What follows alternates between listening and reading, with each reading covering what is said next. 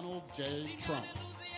Ladies and gentlemen, please welcome to the stage the 45th and 47th President of the United States, President Donald J. Trump. Ladies and gentlemen, please welcome to the stage.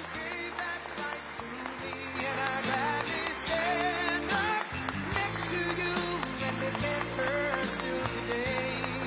'Cause there ain't no doubt I love this land. God bless the USA.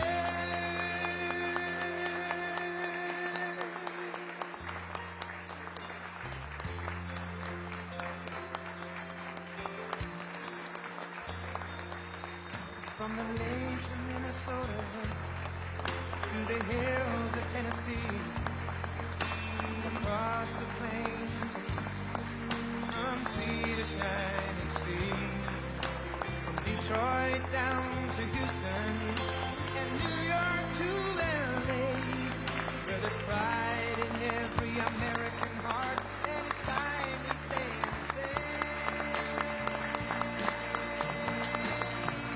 that I'm proud to be an American, where at least I know I'm free, and I won't forget the men who died, who gave that right to me, and I gladly stand up next to you and defend her still today.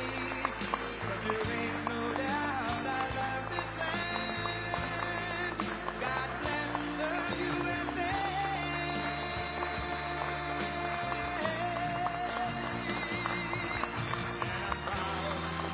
An American, where at least I know I'm free, and I won't forget the men who died, who gave that right to me, and I gladly stand up next to you and defend her still today. 'Cause there ain't no doubt I love this land, but I guess the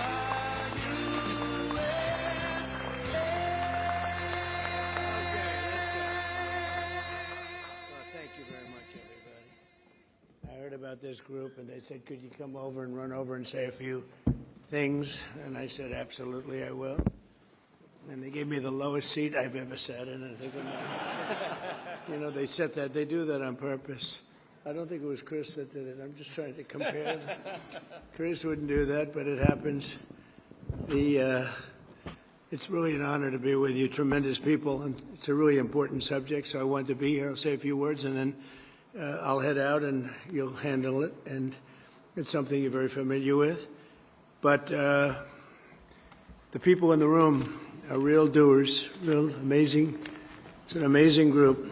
We're here today to continue the incredible progress we're making in communities nationwide to ensure that as new data centers go up, and they're going up all over, electricity bills for American families will actually come down. You know, you're going to be building your own data centers, and you're going to building your own electric plants. You're essentially becoming a utility like Con Edison in New York, but maybe at a level that nobody's ever seen before, because we've seen some of the plants that they're building are absolutely incredible. They're absolutely incredible. They're electric plants, electric manufacturing plants. It's hard to believe, but you need double the electricity that we have right now, maybe even more than that, to really fulfill what you want to do. We're leading China by a lot, and using our old grid would not have worked. And I came up with the idea that, you know, build your own plant. This way nobody can complain. You won't call me and say what a terrible job I'm doing, because we have a 200-year-old grid that's not the best in the world. You look at some places, you take a look at California, you have brownouts and blackouts every weekend. The last thing they're going to be able to do is supply electric at numbers. Nobody's ever explained to me why it's so much electricity, why you need so much, nor did I care that much, to be honest with you. All I know is you need more than double what we produce right now. Think of it. So we produce tremendous amounts of electricity for every business, and this industry needs more than double that amount. So we're letting you build your own with the Trump administration's Ratepayer Protection Plan. The American innovators and consumers thrive to win together because we're insisting that AI data centers and big tech companies pay their own way, and that's what they're doing, and they're happy to do it because this way they're going to be able to function and function brilliantly. They're going to have a lot of electricity left over, and they'll put that into the grid, so we'll actually end up with more electricity. The rates are going to go down. As president, I've always said that America's goal must be to dominate the future, and that includes being the #1 superpower in artificial intelligence, so important. And this is, I think, bigger than frankly, I think it's bigger than the Internet. It's bigger than anything anyone's seen thus far. Maybe someday there'll be something bigger than this, probably will. But I think up until this point, AI is probably the biggest thing anybody's ever seen. And whoever wins that race is probably going to win, period. And again, we're leading China, and we want to keep it that way. President Xi's coming over on September 24th, and we talked about it when I was over in Beijing, and we'll be talking about it again. But he was very impressed with the job we've done, because ordinarily, they don't have any problem with electric. They build a lot of electric. They don't do environmental impact statements. They just say, you want electric? We'll build it. They don't use too many windmills. They make the windmills, but they don't use them. They do it the old-fashioned way in many ways. The United States never settles for second, and we don't under this administration. I can tell you that. You see that because we have the hottest country right now anywhere in the world. We live by the motto, America first. That's what's made us very strong, and we're leading China and all other countries by a lot in AI and just about every other category, including crypto. We want to stay in front in crypto. They'd love to take that over. So many other things they'd like to take over. They're highly competitive, if you haven't noticed. But thanks in part to this incredible technology boom, investments are pouring into the United States from all over the world. $19.2 trillion, creating hundreds of thousands of jobs. So think of it, $19.2 trillion in 12 months, okay? And the previous administration had less than $1 trillion in 4 years. I would say that's an improvement. Do I get credit for it? No. But no credit. Think of that. It's a 19.2 in 12 months versus less than 1 in 4 years. It's hard to believe, right? But that's the way it is. No credit, but we just keep chugging along. But as I say, I get no credit for anything, and then I look around the Oval Office. I said, oh, but we're in the Oval Office. So I guess we do get credit. But less than 2 years ago, our country was dead. And I've had this said by so many leaders. They use the expression a little bit different sometimes, said differently, but meaning the same thing. They say, sir, less than 2 years ago, your country was dead, and now you have the hottest country anywhere in the world, and we are the hottest in the world. At the same time, we know that the data centers and AI are dramatically increasing the demand for electricity. It's only fair that the cost of building the new infrastructure required to meet this demand should be borne by the corporations themselves, not by the American consumers and the American patriots, American citizens. And I think everybody agrees to it. And actually, they really don't have a choice because there's no way of producing that kind of electricity, the kind you need, and they want to do it themselves. And honestly, they're coming up with some plants that are genius, just like they are. That's why earlier this year I introduced the Ratepayer Protection Pledge. Under this groundbreaking plan, America's largest tech companies have formally committed to fund or build all energy infrastructure required to meet the demand they are placing on the grid. So they're going to be funding all of those electric needs, and we're giving them the right to build their own power plants. Lee Zeldin is here. He's phenomenal, and he's getting it done quickly. And thank you. Stand up. Stand up.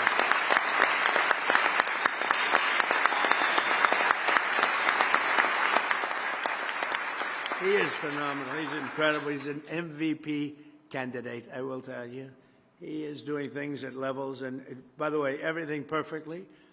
He's totally into the environment, but he's getting things done in 2, 3, 4 weeks that used to take years and years. And people are getting their approvals, and they're building buildings. We're building more buildings now, plants, and all sorts of manufacturing capability that we've never done anywhere near it.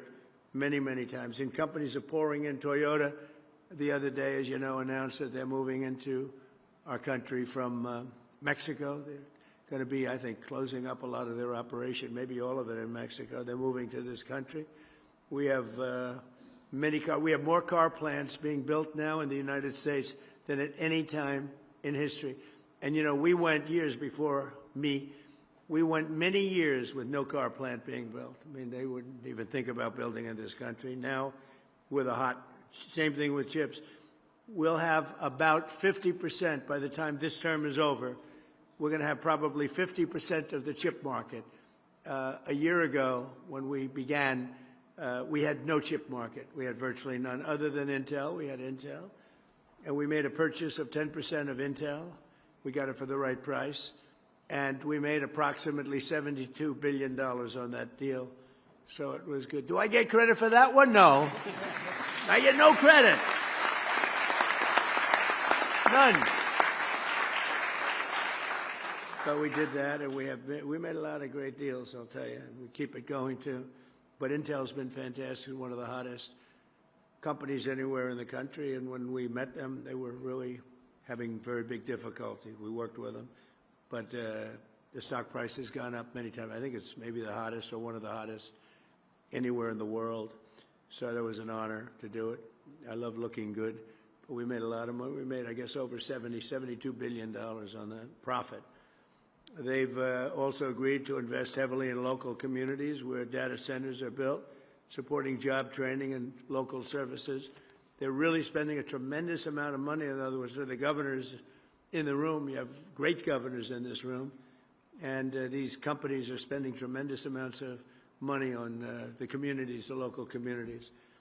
So I think it's important that we tell the local communities that, because other nations are trying to get us to slow down, and they're spending a lot of money on propaganda, on press, PR, trying to convince everybody that this isn't a positive thing. And if we don't do this, we're going to be left behind. And even communities compared to other communities. You have some communities that really want this. This isn't all negative stuff. You have communities that really want the data centers. And frankly, those are the smart communities, because it means tremendous numbers of jobs, very little actual disruption. And the ones that don't want it, you know, the happiest people in the world are foreign countries, number one, and number two, other communities within our country, because they're begging for them to be there. And some of them are great communities, very, very forward-looking communities, very smart communities. Since I introduced this plan just a few months ago, more than 220 utilities, tech companies, state governments, and other partners have signed our Ratepayer Protection Pledge. Electricity rates for 80% of the power distributed in America are now being kept in check by the plan. We have kept rates down, way down. You know, we inherited the worst inflation in the history of America from the Biden administration. And as you know, last week it was announced that inflation is way down. It's down more than it's been in over 6 years. And other things are happening that are so fantastic. And when all these buildings, plants, factories that we're talking about start opening up, all I know is I'd like to be the next president, because I'm going to make somebody look very good. They're going to sit there and all this stuff is going to be opening, and they're going to be saying what a genius they are. That happened with Biden. I got cuts in medicine prices that statutorily took 2 or 3 years. And I got these tremendous cuts, and then they sat there and said, oh, yeah. They didn't even know where they came from. But I got them, and this is going to be a much bigger example. You have all these plants that are going to be opening up over the next 2 years, sooner, but 2 years. And somebody's going to look very, very smart, and I hope you remember me, because what we've done is something that nobody thought was possible. For example, Southern companies, Georgia Power has frozen base rates for households until 2029. Is anybody here from Georgia Power? There's a certain governor who's here. A certain governor who's here. Congratulations. Good job.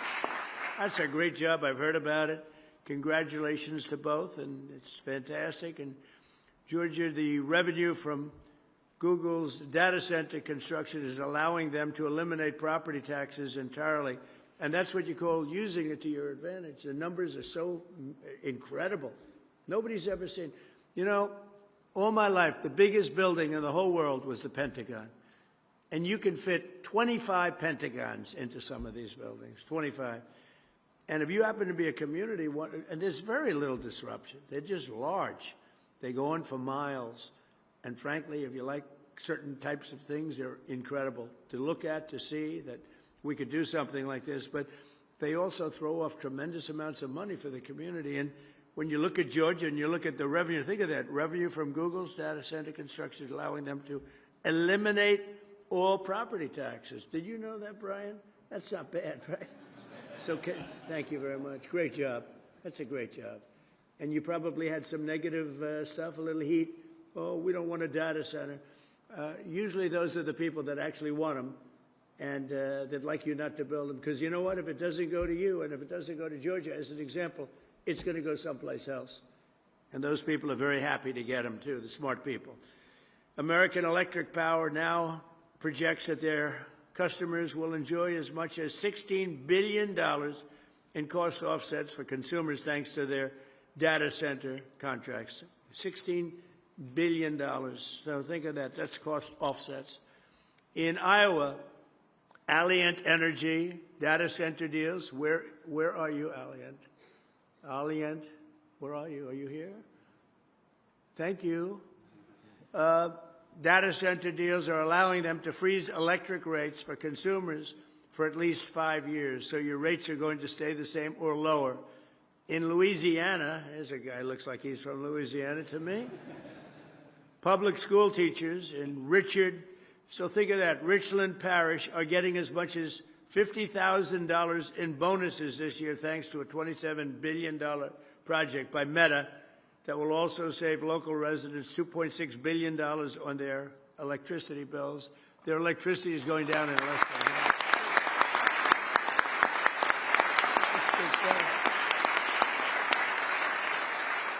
That's big stuff, Mr. Governor, right? You didn't have any doubt about it. Here's a governor doing a great job. We have some really great governors in this room. With the Ratepayer Protection Pledge, we're creating a fair deal for everybody. This is how we'll grow our economy, lower the cost of living, protect American consumers, and lead the world in AI and high tech, all at the same time. We want to lead the world. And it is said, if you come in second, you're going to be second overall, because there's never been anything big like this. There's never been any, like in Georgia, there's no other thing you can do to create numbers like you've created, Brian. Both of you, there's no other thing. You can do 100 different deals, 100. It is nothing close to what you've been able to do. And why? They put a big, gorgeous new plant in a certain location. Big deal. It's so incredibly positive. Unfortunately, there are some who would like to lead us down the opposite path. And I call them the radical left communists. They call them socialists, but these people are communists, actually more. I think it's a much more accurate term. Want to shut down all new development, kill our most successful industries, destroy hundreds of thousands of jobs, and surrender the AI race to China. And China, look, you know, I'm not blaming them. I have a lot of respect for them. I have a lot of respect for President Xi, but they represent China. We represent the United States of America. And they lobby against these things, and they spend money on it, and they want communities to reject them as much as possible because they'd like to be leading the race. But we're leading the race, and unless we're very foolish and, frankly, very stupid, we'll continue to lead the race. We have a nice lead. A lot of people didn't expect that was possible. Perhaps even worse, the radical left's plans would not lower your electricity bills, but they would actually increase them very substantially because you wouldn't have all of this money pouring in. You'd have American energy would be far more expensive, and regulating oil, natural gas, and clean, beautiful coal. It would be the end of all of it. It would be the end of all of it. It would be the end of, frankly, it would be the end of great success for our country because we've never had anything like what's happening right now. I call them the Democrats because their policies are so bad. Look, think of it. No men. We want no men in women's sports. Transgender, they want transgender for everybody.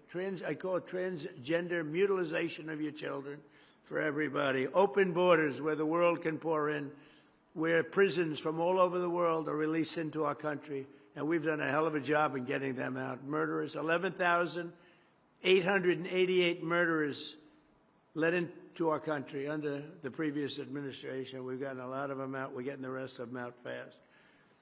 But the Democrats in Congress want less energy, not more, and if given the chance, they'd send your prices soaring and inflation skyrocketing, which is exactly what would happen if you had somebody else sitting in the position that I am right now. And just like we did with the Green New scam, where we were scammed, the whole country was, I wasn't scammed, I got it right from the beginning. I got it from the first minute when I heard this crap, you know? They were saying wind was so wonderful, except you couldn't watch your television. They wanted to watch the debate. Donald Trump against Sleepy Joe Biden. Nobody could watch it because the wind wasn't blowing. Remember that? Darling would like to watch the debate tonight. I'm sorry, the wind isn't blowing. No, that's one of the great scams of all time. But, you know, if you dislike another country, let them keep building windmills. They are going down. People are finally figuring it out. But we're not going to let it happen to this country. We're going to use the kind of things that work, and they're working better than anybody ever thought possible. So experts have observed that the amount of energy a society produces is the single greatest indicator of its advancement as a civilization, its success as a country. Think of it when you think the amount of energy produced, Lee. So when you give those fast approvals, that's a positive thing. I want you to feel good. Yet instead of offering a positive version and vision for carrying American civilization to new heights, the radical left only wants to limit our energy consumption and rein in our American dreams. We have the American dream. Until we came along, we had a great first term. We had the greatest economy in the history of our country. And this economy will blow it away. We're doing very well against the Islamic Republic of Iran. We're doing extremely well. They would like to do something, but I say they're not ready yet. They need more of the same. They're not ready yet. They got some evil intentions. We cannot let them have a nuclear weapon. If we did all this that I'm talking about your data centers, isn't that important? When they start blowing away communities, one by one. We cannot let them ever even think about having a nuclear weapon, and that's exactly what's happening. They'll never have a nuclear weapon. Under the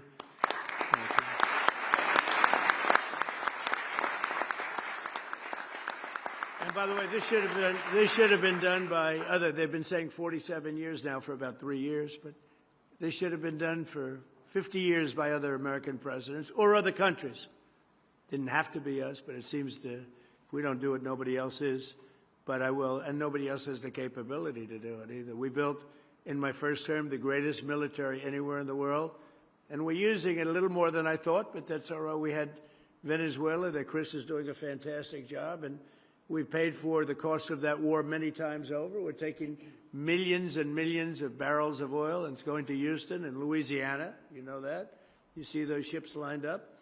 And again, we've paid for that many, many times over, and we have a great relationship with Venezuela.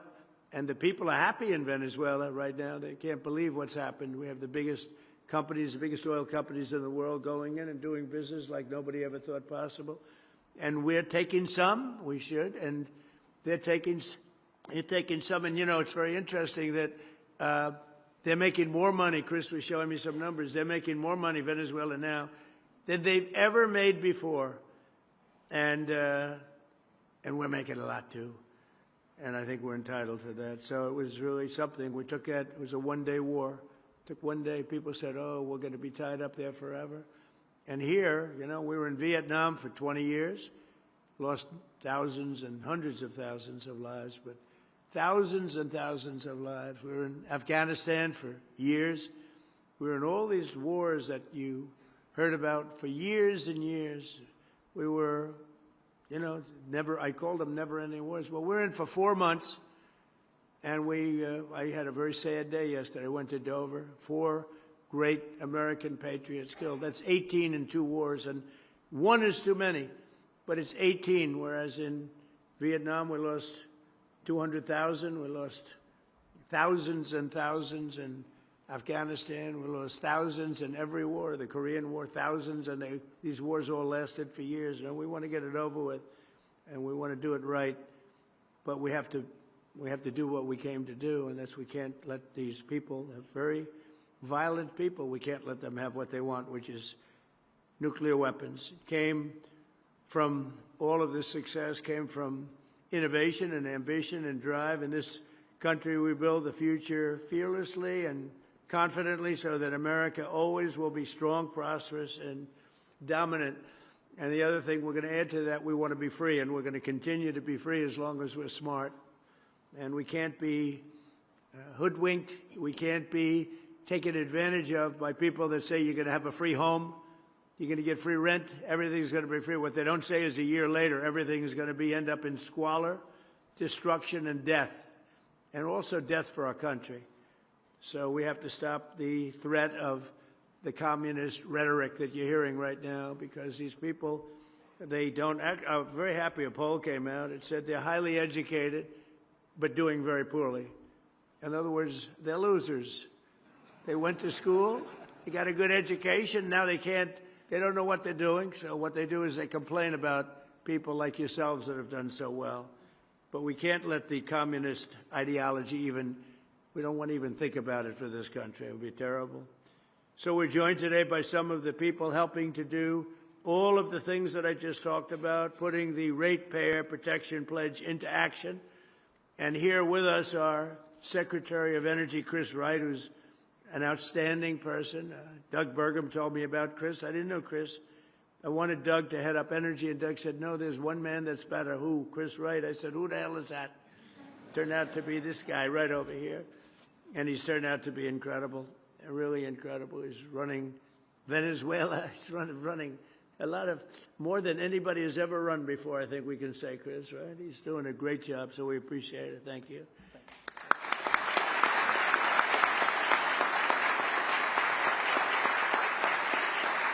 A friend of mine, the governor of Louisiana, Jeff Landry, popular guy, really smart, street smart and book smart, which is a rare combination, by the way.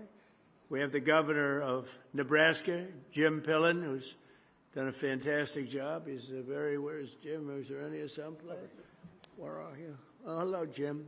You're looking good. You don't change much? Thank you. You don't change much. How's Nebraska doing? Good? Do they still like Trump in Nebraska? I think so, huh? We had a very good night 2 nights ago in a place called Arizona. We're 14 out of 14, and we're doing that kind of numbers in Nebraska. I think we're doing those numbers everywhere, and it's all based on common sense. You know, we're conservative, we're this, we're that, whatever you are. The most important thing is we're people of common sense. We want to have strong borders, we want to have good education, we want to have low taxes, we want to have a great military.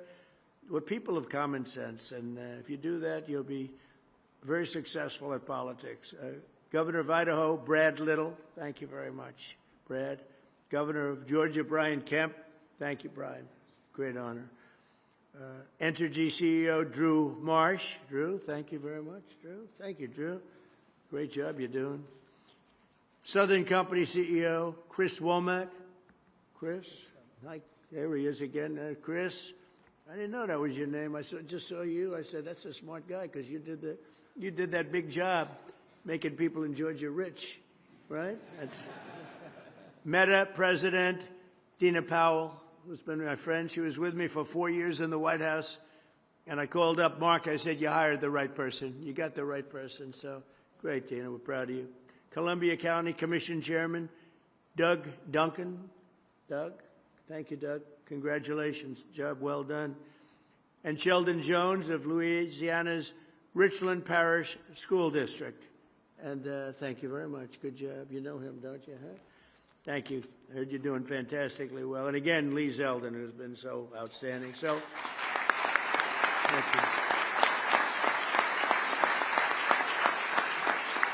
So I want to I just want to leave you by saying that it's an honor to be here. I'm going over now to talk about various and sundry subjects. One is the Iran war, where, again, we're doing very well, very, very well. I would say better than anybody expected could be done. We've knocked out their Navy, their Air Force. all of their radar, most of their capability in terms of manufacturing. Their drones are down 84%. Their missiles are down 91%. And I had a newspaper say, they're in stronger position today than they were 4 months ago. No, that's not the truth. That's not right. I can't believe they're even allowed to say it. New York Times said, they're in stronger position today. They have no military. They have no Navy. They had 159 ships. Everyone's at the bottom of the sea. They had 212 airplanes. Everyone is gone. They have no radar. They have no anti-aircraft. They have no nothing other than they're mean and they're smart and they still have some capability. But 4 months ago, trust me, they were much, much stronger, okay? I want to give you the non-fake news. But we're going to do that, and we're going to then have the Dodgers. The World Championship Dodgers are going to be over at the White House. They're going to be waiting. And I'll meet a man who's just about the best pitcher in baseball and just about the best hitter in baseball and just about the best fielder in the outfield in baseball. And needless to say, I guess he had a game where he pitched a almost perfect game, and he had 2 or 3 home runs in that game, and they said it was probably, I said, you know, never seen that. Only Babe Ruth. Babe Ruth was a great pitcher, and he was a great hitter. But even the Babe didn't throw a one-hitter and hit 3 home runs, which would make it, I would imagine, about the greatest game ever played. So we're going to meet him and all of the people of the Dodgers that won the World Championship, and we see the champions, the Super Bowl champions, and the baseball and basketball, all of them. They like to come over to the White House. We're going to have a little thing in a few minutes. But I want to just thank everybody, and we're really talking about the Ratepayer Protection Plan. To me is very important because you have to convince your community how great these things. You can't fight it. You have to go with it. And you're going to have all that protection, and we're giving you automatic protection. But you're going to make a tremendous amount of money. You're going to reduce taxes. And you're going to have something that if you don't have it, everybody else wants it. So these are the smartest people. Most of you in this room, we have a couple probably on the other side of things. They disagree, but I don't know how they can disagree. Your community and your state's going to become rich, and there's very little disruption. And again, if you don't take all that money, somebody else is going to take it. You might as well do it yourself. So it's an honor to be with you, and maybe I'll let Chris and Lee and the group and Jeff and Brian, everybody just take over, have a good free-for-all, and figure it out. And if you have any problems, I'll come right back and I'll straighten those problems out, okay? Thank you. Great job. Thank you.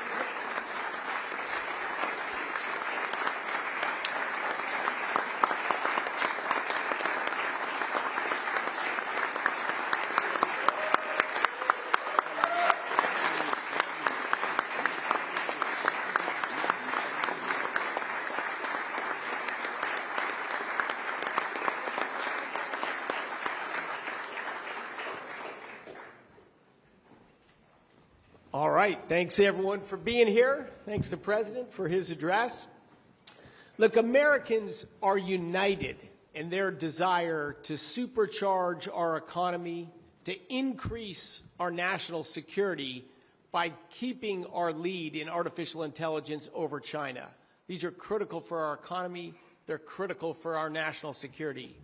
Americans are also united in their frustration over the ruinous nearly 30% price rise in electricity across the country during the Biden administration, and needless rises in our electricity prices. The Trump administration Ratepayer Protection Pledge addresses these issues and allows Americans to have it all. This allows America to maintain our lead in artificial intelligence by driving rapid investment in our country, rapid investment in new power infrastructure, in unfavorable terms with the developers of data centers that have stopped the rises of electricity prices where these investments have been made. Sadly, we see this issue being politicized now. We see Democrats in New York saying we're going to ban the development of data centers, and they're doing this because the green energy mandates they pushed at the national level under Biden and at the state level, that's what drives up electricity prices, and they want to blame something else for that. Of course, they're going to double down on stupid and end out with even greater increases in electricity. The states, Maine is one of the states with 0 data centers, 0, has very high electricity prices. The states that have avoided the development of new power infrastructure, those are the states with the fastest rises in prices. The governors on this stage, and you're going to hear briefly from all of them, all of the governors on this stage have electricity prices in their states meaningfully below the national average. And they've done it by allowing investment and progress in their states. They've allowed data centers to be built, and then the power production that comes with them. This has protected their ratepayers and delivered jobs and opportunity and relief from taxes. That's a clear pathway forward. Now we'll turn it over to Governor Jeff Landry from Louisiana. Thank you, Chris. I guess the pressure's off now, right? Well, look, I think the president does deserve a lot of credit. I can tell you, between the president and Chris and the entire cabinet, under their leadership, they have impacted so many lives in Louisiana. People like Eric and Madeline Carter, who are here today, and because of the policies that y'all have laid out, that we've accepted, they have seen opportunities they never dreamed would have existed in Louisiana. People like Sheldon Jones, the superintendent of Richland Parish, who his teachers went from the lowest paid teachers in Louisiana to the highest paid teachers in Louisiana. Their lives have been completely transformed.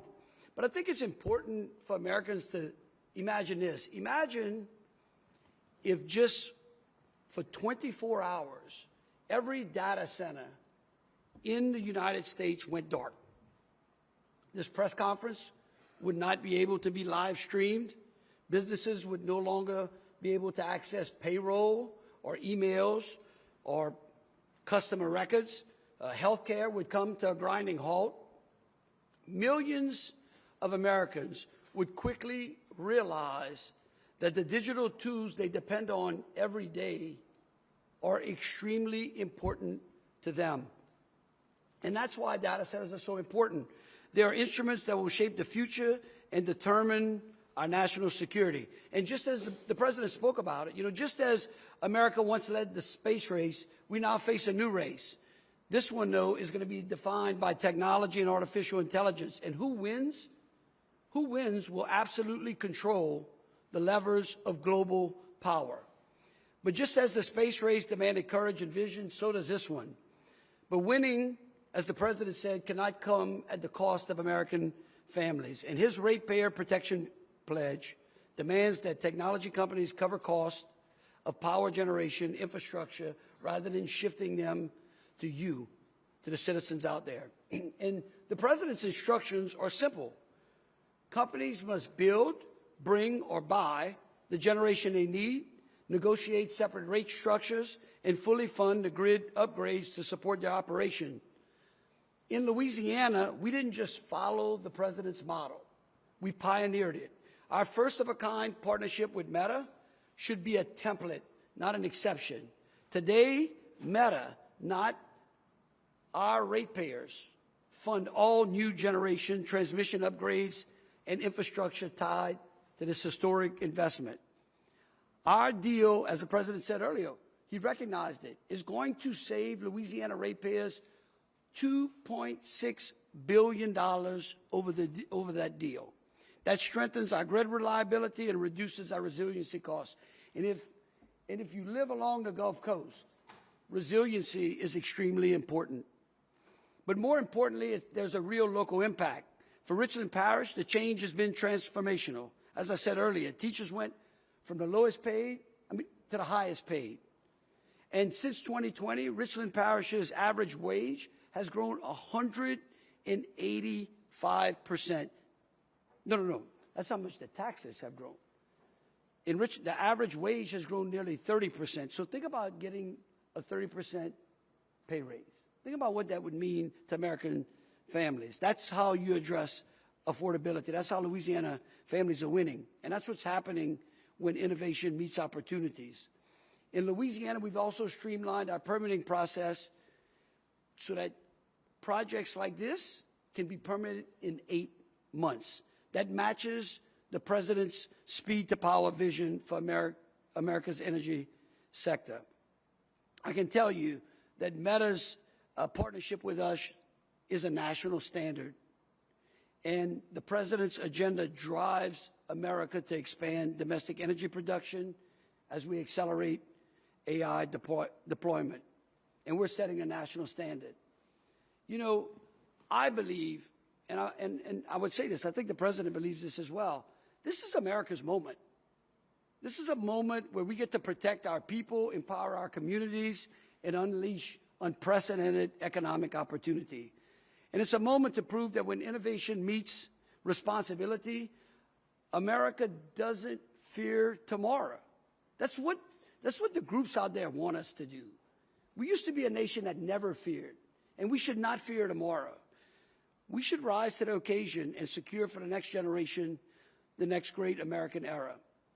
And so, you know, for me, this is more than just progress for Louisiana.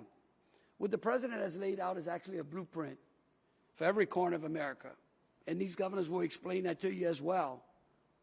When we choose to protect families, invest in our communities, and harness innovation for the common good, we ignite hope for from the smallest town to the largest city in America. And really, the president is showing us that responsible growth is the path to affordability.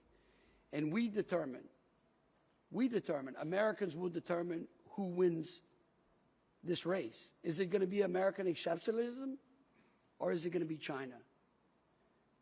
Personally, I believe in America. And so this is our moment to move and not to fear. And in Louisiana, we are not fearing this build-out. Thank you, Chris. Thank you for the inspiring remarks, Governor, and a fulsome 2 minutes as well.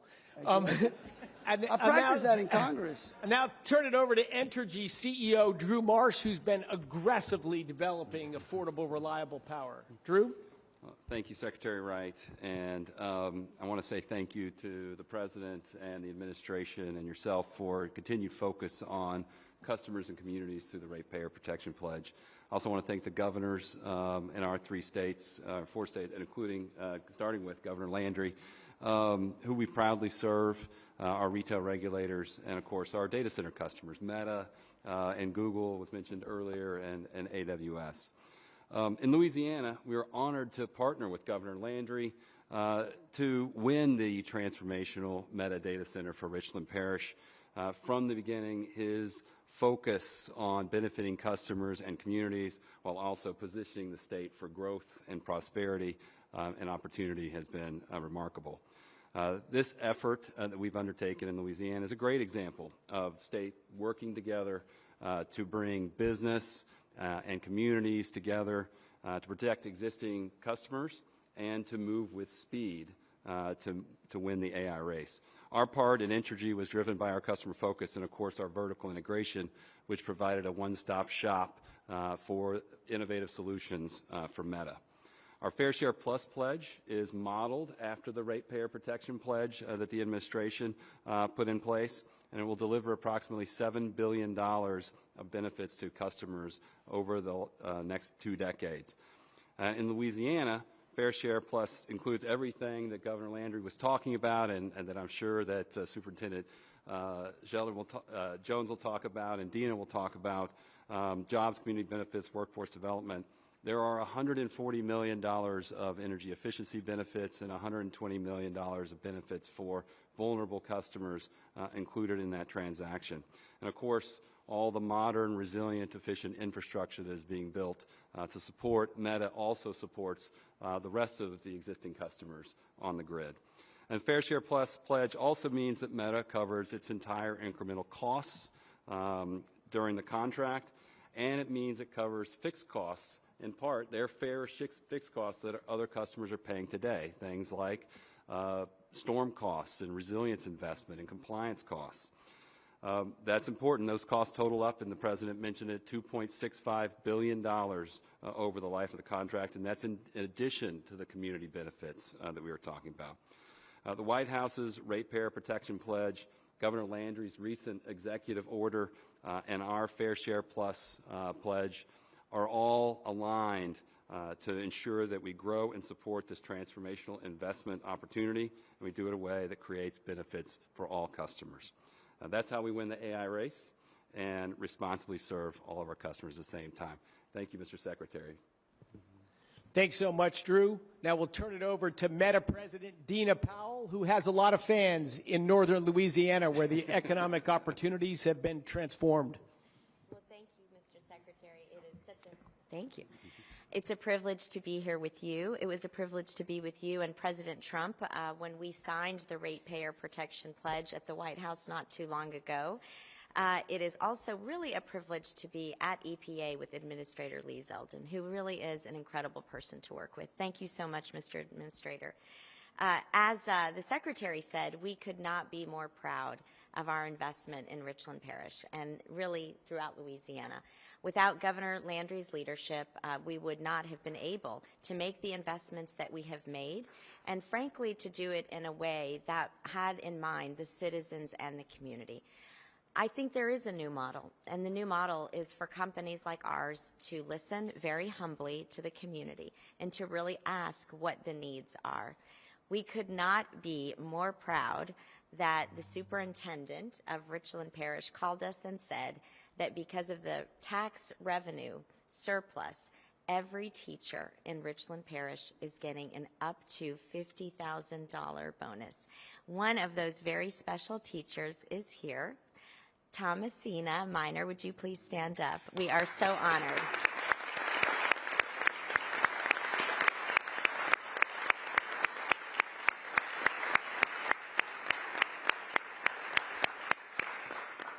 We also are very proud of the investment that we're making directly to businesses.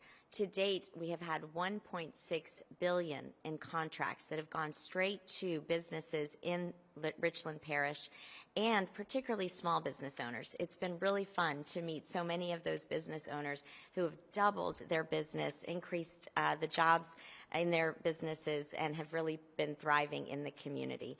We also are working with Louisiana Delta Community College.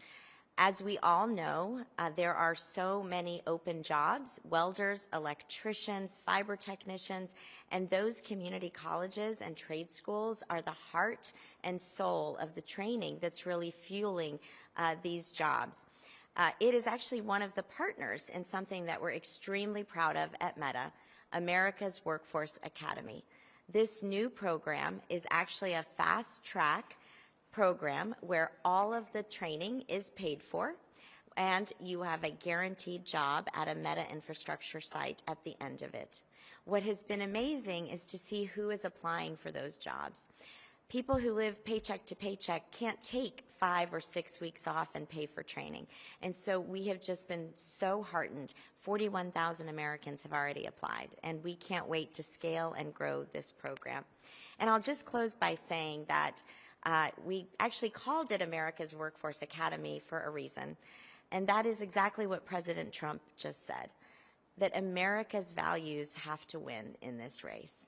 And just like in World War II, when America came together to build, literally build, the arsenal that defeated tyranny in the world, today, these American heroes on the front line are building the infrastructure that will beat China and that will ensure America is the leader in artificial intelligence. So thank you again, Mr. Secretary.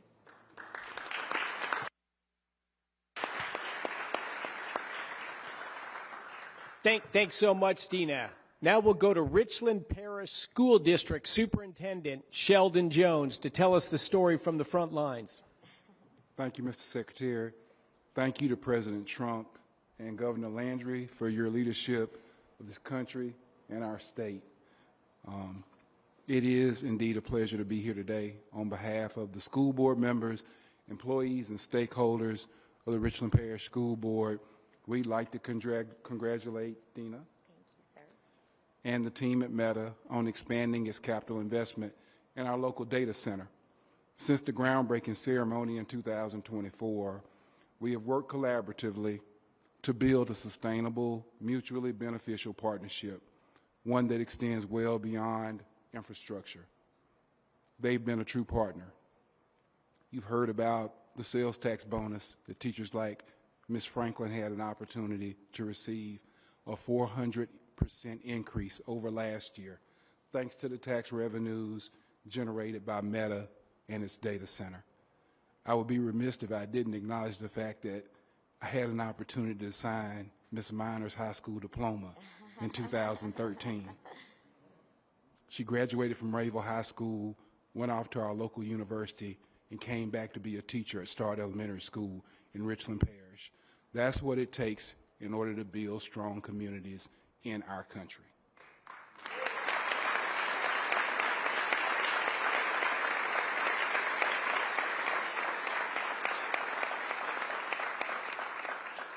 Meta's presence has made a tangible difference in our classrooms, from funding STEM resources and technology, upgrades to workforce development initiatives.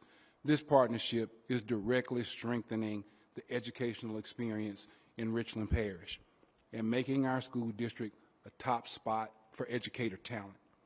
Meta has shown that corporate investment can go hand in hand with genuine community partnerships and support the people who shape the next generation. When people talk about AI and data centers, it can sound a bit abstract. In Richland Parish, it's not an abstract concept. It's a new roof on a teacher's house. It's a kid who can see a future for themselves right here in our community. Thank you.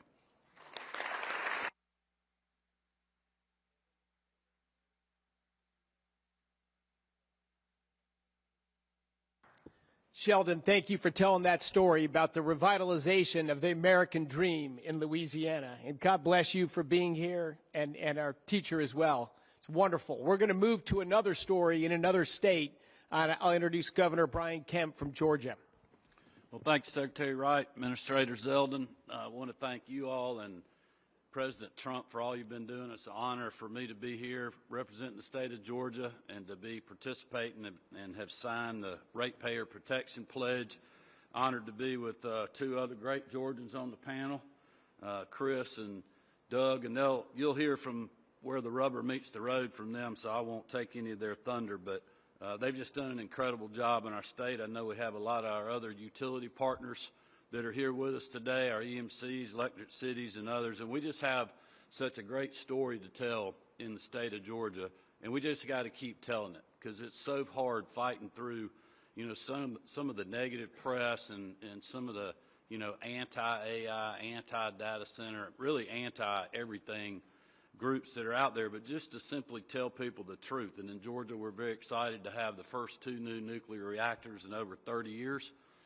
Georgia Power right now is increasing their capacity over 50%, and they're going to do that in just the next 5 or 6 years to make sure that we're supplying energy for the customers that are coming to our state.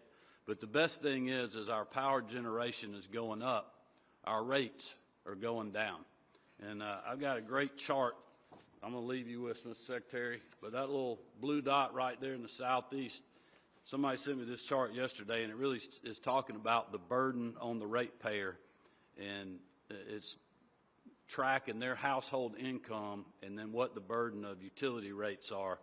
And a lot of my fellow governors that are up here with me and some of the other Republicans that are not, they're all in states where they're doing exactly what we're talking about here today. And we've been fortunate to be doing that in Georgia for a while now, either freezing rates, now lowering rates.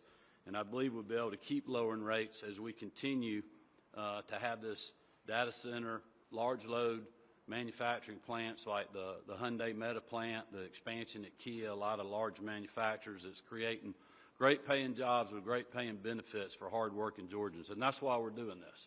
And it's also helping our local communities. And I know Doug and Chris will be able to talk about that. So this is a great day. And I agree with Governor Landry. We cannot let China win this race, and that's what some people want. And it's very important for us to continue, especially in my eyes, is to have you know, a mixed use of energy in our state. We've got nuclear, we've got coal, we've got gas, we've got hydro, and we're going to continue to do everything that we can to supply our customers.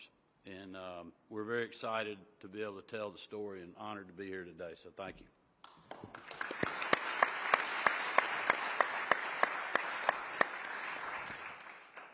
Thanks so much, Governor Kemp. Great leadership. We'll turn it over now to Southern Company CEO Chris Womack. Thank you very much, Mr. Secretary. EPA Administrator Zeldin, Governor Kemp, and the other governors, it's indeed a pleasure to be here. A lot has been said, but let me say a couple things very quickly. We are thrilled to sign the Ratepayer Protection Pledge because we're in this incredible moment here in this country where we're going through this technology revolution, and it's going to be important about how we manage the power resources. The Ratepayer Protection Pledge aligns with how we view, how we work with data centers, how we work with hyperscalers to make sure that we're reinvesting in the grid at the same time, providing rate stability for the families and the businesses and the communities that we are privileged to serve. I mean, as we think about it, I mean, we look at, and the President talked about it, President Trump talked about it, with the work that we're doing and the revenue we're getting from the data centers, we're able to freeze rates through the latter part of this decade. And so on a nominal basis, you're seeing actually rates go down. And in Georgia, you're seeing rates go down, bills being lowered by some $1.6 billion. And then if you look across over the next 30 years, and because of a loan we got working with DOE, with Secretary Wright, with Deputy Secretary Danley, we're seeing reductions of some $7 billion in costs to customers as we make additional investments in the grid, as we improve reliability, but we're also improving resiliency while we're also building the new generation that the governor talked about to meet this growing need. The President talked about it, and Governor Kemp also touched on it. We all have got to do a much better job of fighting and telling the truth about data centers and confronting the misinformation that we see all across the marketplace.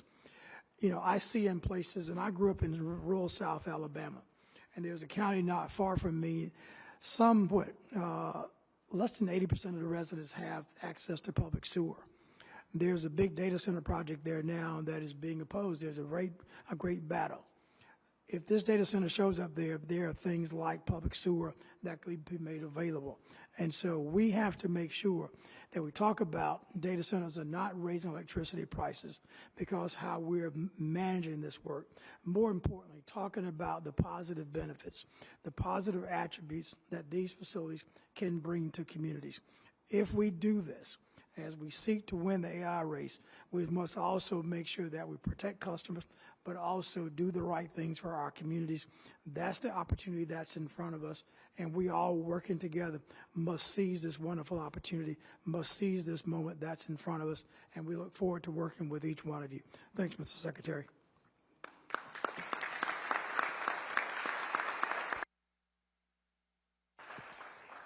Thanks so much, Chris. And now we'll go to Columbia County Commissioner Doug Duncan, who can tell us the story on the ground. Thank you, Secretary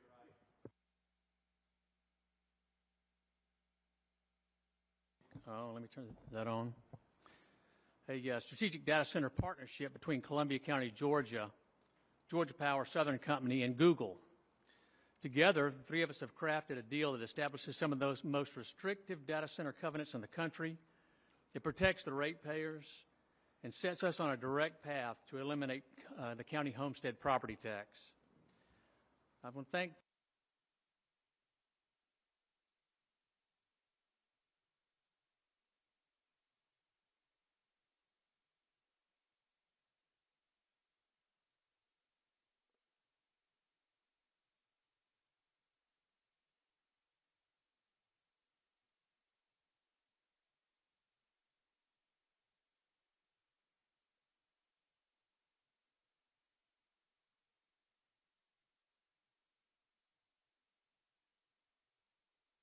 Georgia Power, Southern Company. They've frozen commercial rates, or excuse me, consumer rates for 3 years, which is just a phenomenal thing.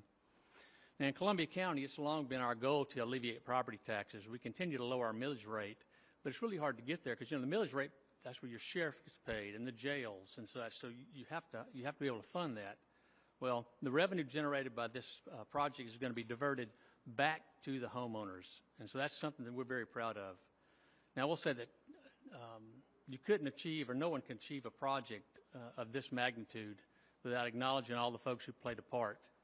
And so if you'll bear with me for a second, I just want to thank you, Governor Kemp, because in Georgia it was, I don't say illegal, we could not rebate to homeowners, but we got with the governor, we got with the legislature, Speaker John Burns, Gary Richardson, Senator Lee Anderson, and we worked through and had legislation passed to give us the ability to give that money back. So thank you so very much for that.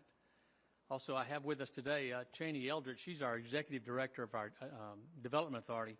She actually ran point on the development of this project, found the site, went and actually found the user. And so I just thank you, Cheney.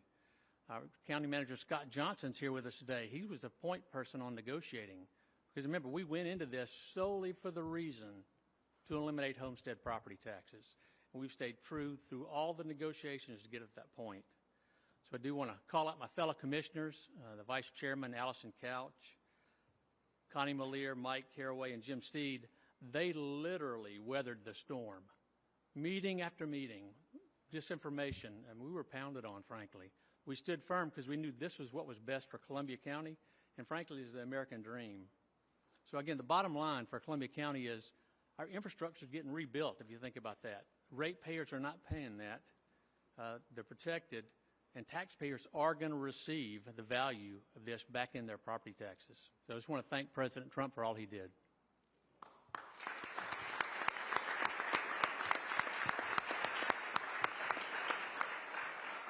Thanks so much, Doug. Is there any local protest now about eliminating property taxes? Are people upset about their property taxes going away?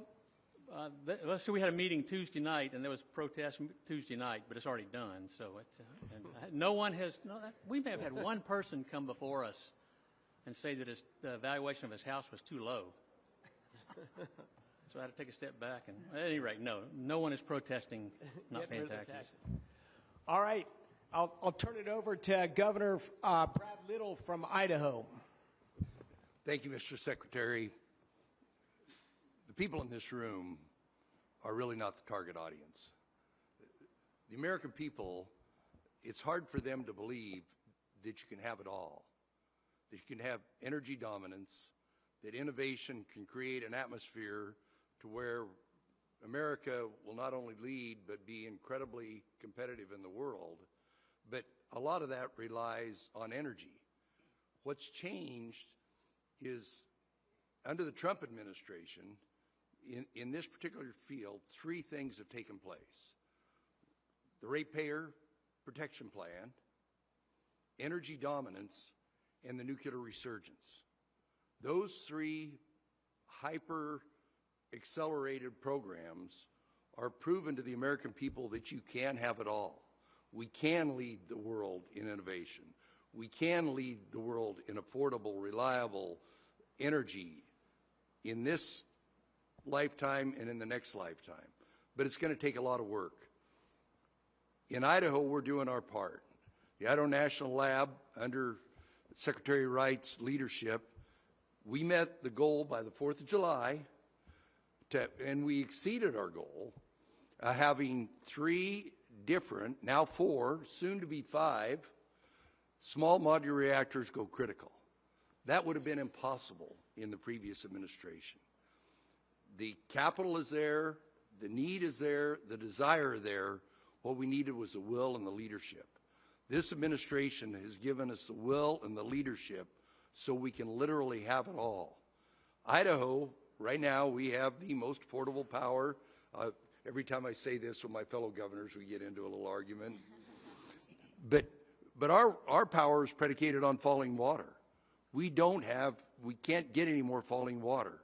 So obviously, what we need to do in the grid, but more importantly, what we're going to do in nuclear energy, and our partnership with the Department of Energy, with the National Lab, and I think there's 15 companies, Chris, that all want to be in this place, and I really want to applaud the department because they're not picking winners and losers. They say, come out, do your proof of concept, and then we'll see who rises to the top, who's the most efficient, who's the safest, who's the, and then we will be able to win this arms race we're having with China on the next generation of nuclear power, and a lot of it's going to take place in Idaho with our partnership with President Trump and Secretary Wright. Thank you.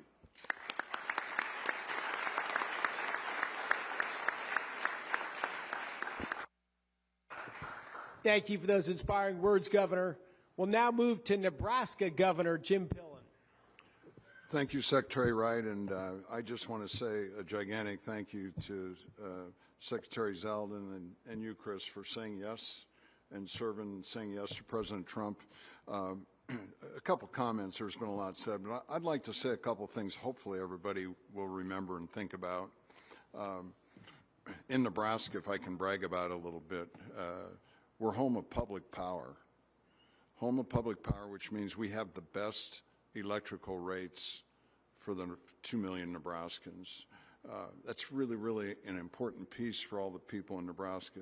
Number two, we're home of Offutt Air Force Base. I've had an extraordinary privilege to spend a lot of time in my 4 years with General Cotton, who headed up strategic nuclear deterrence for our planet. That's happening at Offutt Air Force Base, and now Admiral Corral doing the work. And then number three, we're home of the largest underground, most sustainable aquifer in the Western Hemisphere. Why do I bring those up? I think that because we're home of public power, we've been the leader of data centers that started long before anybody knew what data centers were. And why do you think Nebraska was the home?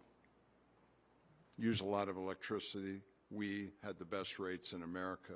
So we've been having billions of dollars invested. But the thing that happened in Nebraska, and we talk all the time, it's really important we understand who we are, each state, and that's why governors are empowered to make a lot of things happen. We, the state, so we have not experienced any property tax gains or tax gains because we gave tax credits away for the first 15 years to attract. So we have said we don't need to do that anymore. We have to run government like a business, and we've eliminated and stopped the Imagine Nebraska tax credits because we've been given, I'm a farmer, I'm the first governor from agriculture in Nebraska in 100 years. My view of the world, becoming governor, we've been given the topsoil away. In some circumstances, given the farm away. So we want to play a role. And just, Secretary Wright, I think one time I've heard you speak that America needs to understand the difference between data center transactions and computation intelligence centers, because that is the big issue. Nuclear deterrence, strategic nuclear deterrence that's taking place at Offutt Air Force Base, and we have to win the game of electricity. And so we were able to pass this past year to protect Nebraska ratepayers behind the meter legislation, so as big projects come to Nebraska, they will be financed privately. We were 60 days into being governor, I met with the CEO of a company that loves doing Nebraska. They have billions of dollars, invest in Nebraska, want to grow. And they said, Governor, we can't grow in Nebraska. I'm 60 days governor. I said, you can't grow in Nebraska. We're out of electricity. So the other I've heard you say, I've heard the president say 2, maybe 3 times growth of electricity in our country. I'd vote for 3 times because we have to have power. Our foreign adversaries are building gobs of it at coal at breakneck pace. We have to have extraordinary growth of electricity. And in Nebraska, when we're talking about computation, when we're talking about what we need for democracy, we're all in. We want to make sure we can do it, we can grow so that the companies come do business, that they are doing, are a part of community enhancement, helping our teachers be able to do better, help us to educate our children better, and make it a win-win. And we look forward to playing a significant role. We've led, and Nebraska's givers, and we want to attract givers. Fantastic.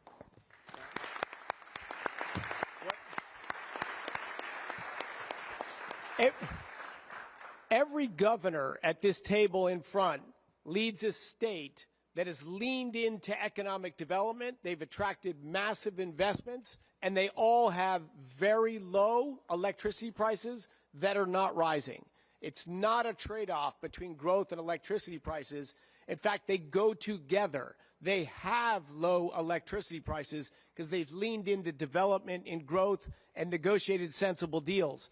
The states with the most expensive electricity and the fastest growth in electricity are the states today that produce less electricity today than they did 5 years ago and than they did 10 years ago. Anti-development is the road to expensive development. Sensible development, is the road to expensive electricity prices. Sensible development is the road to lower electricity prices. Americans deserve them both. Jobs, opportunity, and low electricity prices. That's represented at this stage today. That's what the Trump Ratepayer Protection Pledge is all about. Thank you, everyone, for joining this event. Thank the great leaders who've brought these beautiful case studies to the fore, and there's dozens more to come. Thank you all. You were young and your heart was an open book. You used to say, live and let live. But if this ever-changing world in which we live in makes you give in and cry, say,